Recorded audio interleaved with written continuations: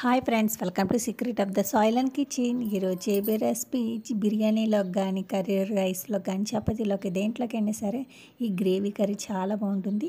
ఎలా చేసుకోవాలో చూసేది. ముందుగా నేను కేజీన్నర చికెన్కి నేను ఒక 2.5 టీ స్పూన్లు అల్లం వెల్లుల్లి, అలాగే ధనియాలు జీలకర్ర కలిపి సోప్ కూడా వేసుకుని మొత్తం మిక్సీ చేసుకున్నాను.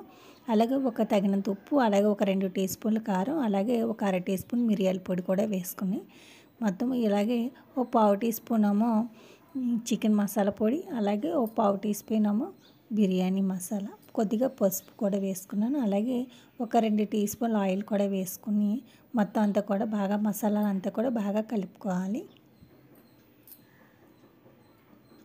ఇలా మొత్తం చికెన్ అంతటికి కూడా బాగా మసాలా పట్టేలా పక్కన కలుపుకొని పక్కన పెట్టుకున్నాను ఒక 30 మినిట్స్.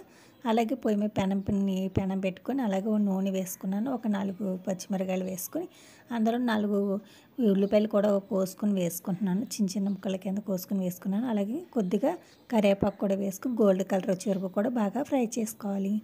చూసారు కదా, ఇలా ఫ్రై అయిన తర్వాత ఇందులో నేను ముందుగా మనం మసాలాలు కలుపుకొని పక్కన పెట్టుకున్నాం కదా, ఆ చికెన్ కూడా ఇందులో వేసుకొని కలుపుకుంటున్నాను.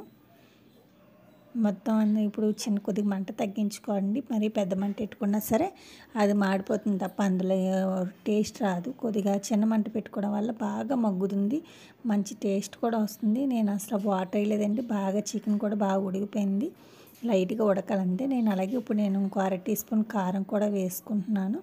కారం కొద్దిగా సరిపోలేదండి, మీరు కావాలంటే సరిపోతే మాత్రం ఇంకేసుకో అవసరం లేదు. అలాగే ఉప్పు కూడా కొద్దిగా వేసుకుని మళ్ళీ కలుపుకుంటున్నాను. ఇలా కలుపుకున్న తర్వాత ఇందులో నేను కొద్దిగా వాటర్ వేసుకుంటున్నాను.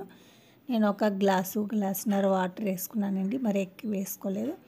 ఇలా వేసుకున్నాను కదా, ఒక నిమిషం కలుపుకున్న తర్వాత మూత పెట్టేసుకోవాలి.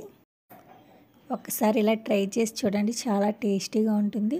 ఒక 10 మినిట్స్ అయిన తర్వాత నేను కొబ్బరి పేస్ట్ కూడా వేసుకుంటున్నానండి. ఒక కొబ్బరికాయలో ఒక చిప్ప చేసుకున్నాను అనమాట, పేస్ట్ చేసుకుని వేసుకుంటున్నాను. వేసుకుని ఒకసారి కలుపుకొని ఒక్క 10 నిమిషాలు ఉంచండి, అంతే అండి. చాలా సింపుల్గా టేస్టీగా అయిపోతుంది. కొబ్బరి వేసుకోవడం వల్ల చాలా టేస్ట్ బాగుంటుంది ఈ చికెన్లో అయితే. ఇందులో నేను మెంతాకు కూడా వేసుకుంటున్నాను. కొద్దిగా నలుపుకొని వేసుకోండి, మంచి వాసన, అలాగే టేస్ట్ కూడా బాగుంటుంది. ఇలా వేసుకొని కలుపుకున్న తర్వాత ఒక 5 నిమిషాలు ఉంచితే చాలండి. మెంతాకు లాస్ట్లో మనం దించే ముందు కూడా వేసుకోవచ్చు. చూసారు కదా, ఇలా మూత పెట్టేసి ఒక 5 మినిట్స్ తర్వాత చూసారా ఎంత కలర్ఫుల్గా ఉందో. చూసారా, చికెన్ కర్రీ రెడీ.